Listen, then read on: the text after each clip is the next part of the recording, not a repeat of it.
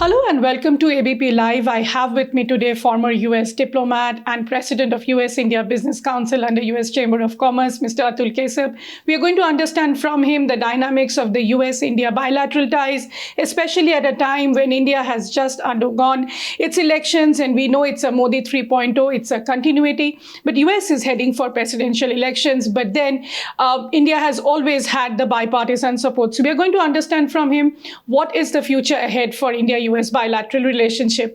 Welcome to ABP Live. Thank you so much for talking to us. Thank you, Nayanima ji. Thank you for the invitation. Thank you. So just to quickly understand, we know that in India, we just had this longest of general elections, but then the outcome was what was, generally expected. It is, of course, Prime Minister Modi's third tenure. So it is a Modi 3.0. That's what, popularly being known as. But then we've seen continuity also happening in some of the key ministries. There had been no cabinet change as such, as far as the key ministries go. How are the American businesses looking at it? Are they finding this continuity as a blessing? Or also they think that now, since it is a continuity, are the expectations much higher than before? Well, first of all, I would say that Americans look at India and they see a story of optimism, of stability, of a very ambitious nation that is seeking to achieve amazing things for its people, and a country that is passionately dedicated to democracy. 642 million people voted in the world's largest exercise of democratic franchise ever. And so for Americans, that's something that's extremely attractive. India is, relatively speaking, compared to all the chaos all around the world and the increasing wave chop in geopolitical developments, a pillar of stability. And if you look at the US-India relationship over the years, it has started to accelerate in terms of strategic, economic, and technological convergence. And given the strategic picture that we both face, I think that is going to continue very strongly. Also, if I can ask you, how we've really read reports how the U.S. government has, taken the election results. But within the American businesses, is there a kind of questions or things coming in that this time we really saw a dip in the numbers, and this is back of, coming back of the coalition politics in India? Do they think that this is a challenge or this is an opportunity? Well, look, first of all, I think Americans are deeply respectful of the notion that a democratic nation like India has its right to choose its own destiny through elections and the voice of the people. So for American companies, and I'm here with my board chair, Ed Knight, who represents a stock exchange that has a $23 trillion market cap. And when those kinds of companies, members of USIBC, that are part of NASDAQ and others, look out at the world and they have so much money that they're looking to invest. India is stable. India is has a very clear set of rules in how it governs itself. And Indians have a very great sense of optimism about their future. So if you're an American company and you're looking to strengthen supply chains and make them more secure, work on the high-tech opportunities of the 21st century, you're going to look at India. And India does signal continuity through these elections. And as you said, Modi 3.0. And so companies are interested in the India growth story and how they can be part of it. And the message that we give from USIBC is, since the companies are closest to the experience on the ground, we pass those insights back to both governments in a constructive and respectful way to optimize the investment climate so that even more investment can come in for job creation, revenue, GDP growth, prosperity, happiness. So I think it's full steam ahead with a dialogue that is very warm with both governments and is focused on problem solving for the good of your people and the American people. Also, Mr. Keshap, if I can ask you, when we were having a similar kind of conversation a year back, or maybe a couple of years back, the focus was mostly on trade, right? Trade in goods and services. But now we see again the focus is back, probably rightly so, in terms of defense. Considering the fact that geopolitically there are so many challenges, there are two wars going on, and of course there is this rising China. China, which is the biggest threat for India. But the focus on defense trade and the fact that, we have now called something called ISET, how do you think that is going to take the relationship forward? A, and B, do you think American defense firms are now sort of, are they keen to go for transfer of technology? I know the US government has given that assurance, but is that happening, be it in the case of GE engines or in the Reaper drones? So, Nayanima, I would say that we have reached a new echelon of trust. And the pandemic has driven us in that direction. We were helpful to each other in the pandemic. The strategic picture has driven us in that direction. I had the privilege of talking to some White House officials before I came out here, and they were very optimistic about the defense relationship. I had very good meetings with the MOD during this visit. They're optimistic about the defense relationship. The engine deal with General Electric and the drone deal with General Atomics reflect that new echelon of trust between the United States and India. I think India gets very good service out of the American platforms that it has already acquired. And through ISET, where defense is a focus, including INDUS-X, both of which were launched with USIBC and the governments, we are seeing good progress on things like transfer of technology in terms of tech releasability. These are tough issues. The governments have big challenges in how they maneuver through their bureaucracies to get to the right outcome. But there's a lot of trust. There's a lot of desire to work the problem. There's I think, a keen understanding that we need to move faster. And therefore, the companies can be a very willing partner as the governments lead us together toward a greater defense integration and defense partnership. The stronger your defense is and the stronger our defense is, and the more we do together, the greater our deterrent capability to make our adversaries think twice. And of course, what about the TOT? Because that's been the most contentious issue. Earlier also, we saw under DTTI. Do you think that's going to be now sorted? So we face a shared strategic problem. And if you look at the history of American defense technology over the past 25 years, a lot of it has been stolen out the door and has been found it has been woven into the platforms of our adversaries. So we're very mindful of the need to protect that technology. And there's been a great deal of conversation between the US and Indian governments about exactly that issue. I'm optimistic because I think the shared strategic perspective reinforces the trust. The trust then serves as the basis for working on these technology issues. And at the end of the day, we have to compete. We've got to innovate. We've got to do new things together in order to secure our common defense. So I have heard positive indications. I'm obviously not in government. I'm a pensioner now.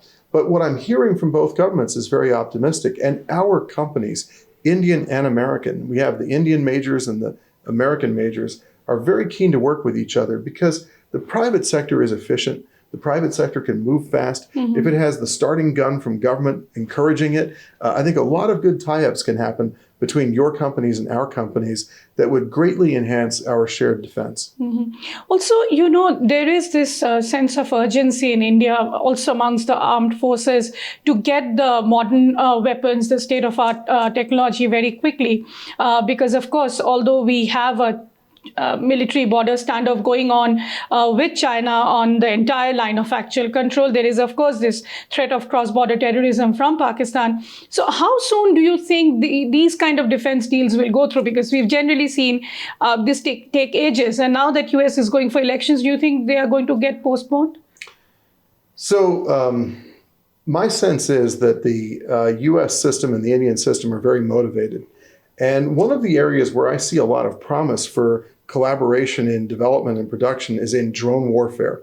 Not just warfare, but using drones in revolutionary ways to enhance the capabilities on the defense side. Something as mundane as moving food to a soldier at a high altitude from a canteen that is at a lower altitude, and so many other ways to use drones to facilitate that work. There's a lot of promise there. I think we ought to move fast. Our adversaries are moving very fast. So there's an urgency. Right. As to continuity, yes, I would say there is going to be continuity because our interests are converging. Our values have always been congruent, and time is not on our side. Mm-hmm. Interesting you say that, and also something that you talked about, trust and confidence between these two countries, which of course has grown in an unprecedented manner. But if I can really take you 2 days back, and we saw this big visit that Prime Minister Modi did in Russia, and I had a kind of a press briefing that was done by US Deputy Secretary of State Kurt Campbell, where he said that yes, there are concerns that we have now that we are going to share sensitive technology with India. And he said that, that conversation is going on. Well, once this confidence is there at the G2G level, will India be able to convince the American industry, American defense companies that, will that kind of compromise with the technology will not happen as far as Russia is concerned? And then, of course, there is the cat's sword is always there hanging. So I would turn it around a little bit. Sure. Over the past 20 years, we've gone from almost zero in terms of a US-India defense relationship to over $22 billion in acquisitions by India of US defense platforms, P-8s, C-17s, Apaches, Chinooks, and all kinds of other stuff. Mm-hmm. And these articles work really well for India in helping safeguard India. We're going to have these drones. The drones are already flying, but there's more coming. That are fantastic for surveillance and for intelligence gathering, awareness of what's happening on the borders. American platforms have been put to good service by the Indian people. Mm-hmm. And that has happened even as India has had its legacy arrangements with Russia and Russian platforms as well. So in terms of the question, I think India has shown that it absolutely has the capability to manage these different relationships. And indeed, when I talk to Indians, they talk about the need to have a diversified foreign policy set of partnerships mm-hmm. In order to ensure their strategic autonomy. That is the sovereign right of the Indian people. I think what we need to do as Americans and Indians mm-hmm. is figure out ways that we can go to the next levels of technology by ensuring a distance between these different platforms and systems so that there's no compromise of technologies going in one way or the other. India is a sophisticated country. It has a sophisticated military. I'm certain they can do that. These are issues for the governments to discuss, but I don't think we should in any way impede our defense cooperation because we do have a shared strategic apprehension and we do need to build up our capabilities. We particularly, I think, on a global scale, need to ramp up defense production because if you can produce and sustain at a rapid clip, you create real deterrence. And deterrence is simply a way of ensuring the peace by making the other guy think twice. So we have a compulsion here. Our companies are ready, American and Indian. And what the governments need to do is really kind of light the signal flare and say, you guys go make partnerships together, private sector to private sector, and fulfill the needs of the warriors in America and India based on their needs. So look, India and America have worked very well over the past 25 years, even as India has pursued a foreign policy of autonomy. And I think that's going to continue. Mm-hmm. You being from USIBC, you're basically the bridge between the government and, of course, the companies. What are some of the companies like General Atomics or General Electric, GE, and, of course, General Dynamics telling you? Do they come to you and discuss the factor that maybe Russia can be a concern going forward? These are issues for the governments because mm-hmm. the companies do operate within the control of the governments. You know, defense industry is an extremely regulated industry. So the companies are always looking for opportunities to work with one another. And if you look at Hyderabad, for instance, where American OEMs and Indian mm-hmm. Partners are working so well together in helping build components for major platforms, I think we need to intensify that. So I'm less worried about that line of questioning. I'm frankly more worried not about third parties, but about how we, our two systems, our two bureaucracies, get together in a way that really leverages our private sector capability mm-hmm. For defense production. Okay. Do you think this defense production, co-production, and the co-development agenda that we have will continue even after the elections, U.S. presidential elections, and if we see a change of government there? So you can never predict the future, but I've worked in my professional career across Democratic and Republican administrations and tried to serve each to the best of my ability as a career officer. What I would say is that there is a strong tendency toward continuity in American foreign policy. And you can have a little bit of turbulence after an election, a new team settling in, new faces, sort of internal churn to figure out what their policy priorities are going to be, emphasis, reaction to world events. The world doesn't stop for us. So, new teams have to figure out how they react to things. But what's great about U.S.-India is that it is not a controversial subject in Washington.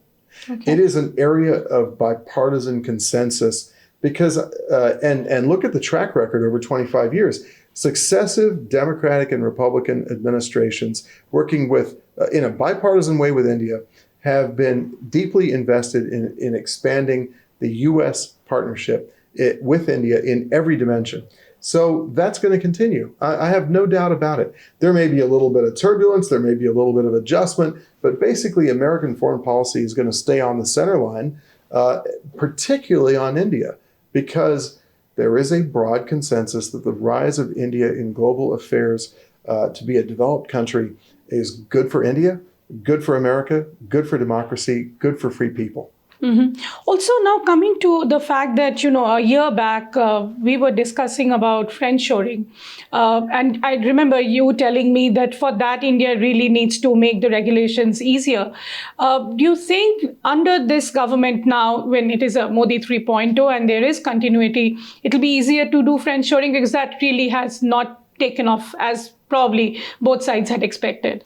Well, to the contrary, I think both sides are actually doing pretty well. Look at the announcements in the joint statement after the Prime Minister's state visit in June last year. Mm-hmm. USIBC companies were featured throughout on semiconductors, on defense, on solar panels and electric vehicle components, on critical minerals. The amount of commitments has been growing since then. Mm-hmm. And American and Indian companies of USIBC have made major commitments to expand capability in India.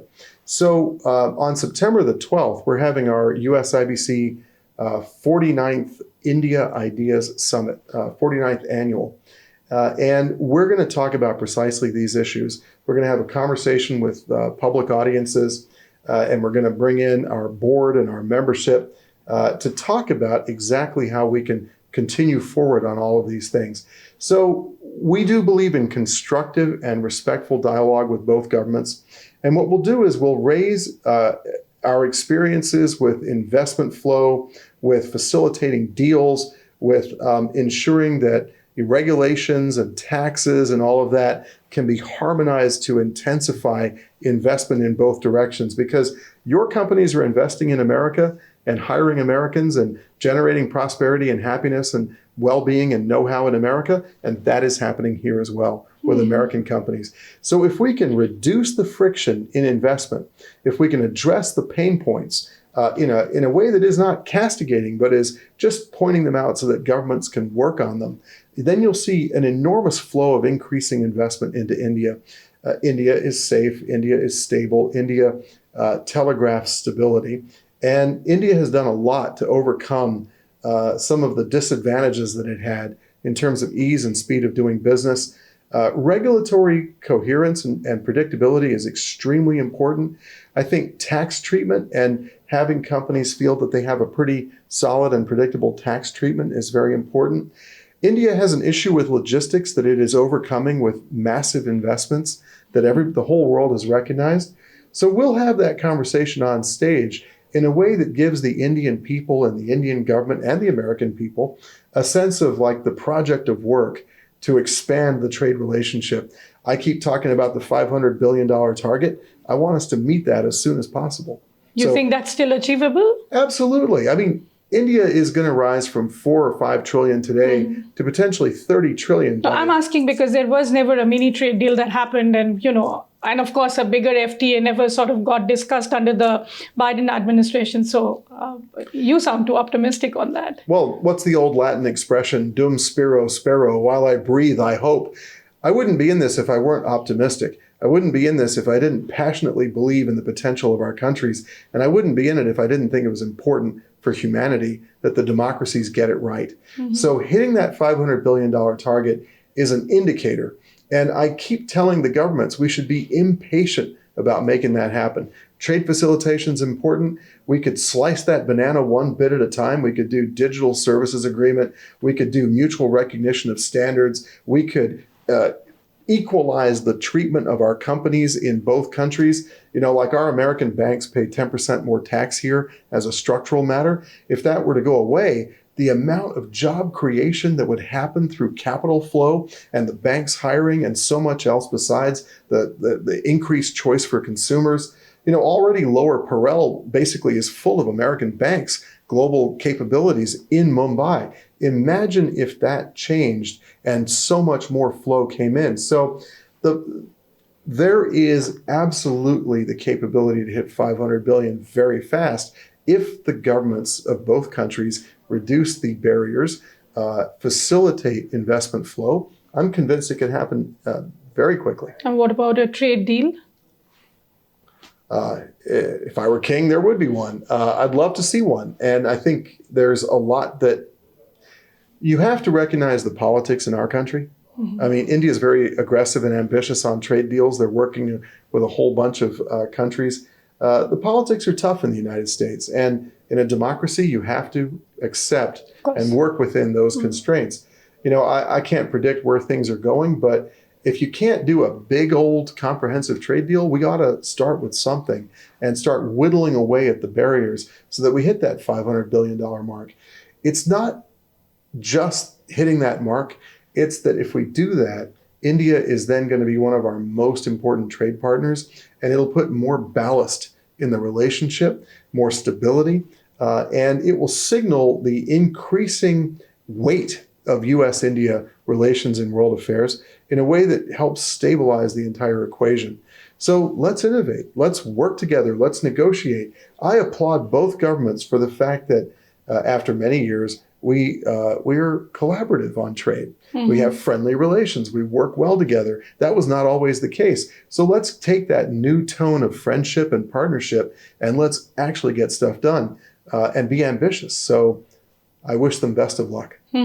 Also, Mr. Keshap, coming to Indo-Pacific, and since you had, been a diplomat also, there is this debate in India, which one is more powerful now, or they should be compared, the Quad and the Squad. And many say that, India's place has been taken over by Philippines. What do you have to say on that? How are American businesses seeing it? Is that a concern that they come to you on? So the Philippines is like family, right? We go back a long way with the Philippines, and it is a treaty ally. So I was responsible for Philippines policy in one of my last jobs in government. The amount of emotional and family ties with the Philippines cannot be understated. But it's apples to oranges because there are also 5 million Indian Americans, right? And, like 20 or 25 of the major CEOs of our country are Indian Americans. These are different things. America is a big enough country to have wonderful relations with the Philippines and wonderful relations with India. So I'm not at all worried about that comparison. The Quad is rock solid. When I was ambassador in Sri Lanka, we had regular Quad coordination on all kinds of things. But as a counterbalance to China, I mean. The Quad, very importantly, is an articulation of the shared values of the 4 great democracies of the Indo-Pacific.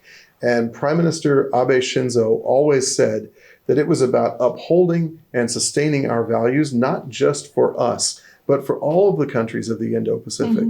So, we viewed his vision as being very compelling and important. He always emphasized a free and open Indo-Pacific. He never talked about building a defensive barrier or an offensive barrier. What he talked about was ensuring that every country in our neighborhood, whether you're Solomon Islands or you're Colombo, Sri Lanka, or you're Madagascar or Mozambique, or that you have free and full sovereign ability to make the best choices for your people, that you don't get caught up in debt traps. You don't have outside actors try to erode your sovereignty, make your economy brittle, impoverish your people through unfair arrangements, but that you actually see the four democracies uphold the rule of law, peaceful resolution of disputes, freedom of navigation and commerce, and ensuring sovereignty for all of these countries to the best of our ability. So look at what the Quad does. Vaccines, infrastructure, health and human development, coordinating to ensure that we offer the best possible range of development opportunities for these various countries. That is really what the Quad is about. And it has developed a level of, I would say, ease and comfort in its coordination that is not just in the countries of the Quad where we all exist, but even in places far removed, because there's a value in Washington and Delhi and Canberra and Tokyo talking to one another. Our values are the same. Our vision is the same. And it's a very positive vision for humanity. And of course, Ambassador Keshap, this is my last question. I know you are having a very tight schedule. There is this thing in India that, many are discussing. And of course, we see all these reports coming in from US also. Are we looking at a comeback of Donald Trump? And if that happens, will it be good or bad for businesses? So if I knew that, I'd go out and buy lottery tickets as well, because I'd be clairvoyant. The great genius of your country is that you are a democracy with 1 billion registered voters, 970 million registered voters, and a passionate citizen-driven commitment to participatory democracy. It's what makes the whole world love India and respect India. It's a powerful thing. That is equally true in America. The American voter is sophisticated. The American voter has their own set of interests and ideas and values.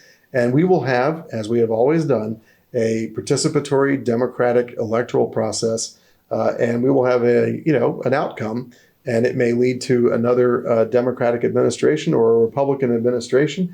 Whatever the outcome, I'm certain, having worked for both parties through my government career, that there will be a lot of continuity on India, because yours is the pillar of democracy in the East and ours is the pillar of democracy in the West. We are natural allies, as Atal Bihari Vajpayee said. And so let's let the American people have their say, just as the Indian people just did. We're enormously respectful of your democratic processes.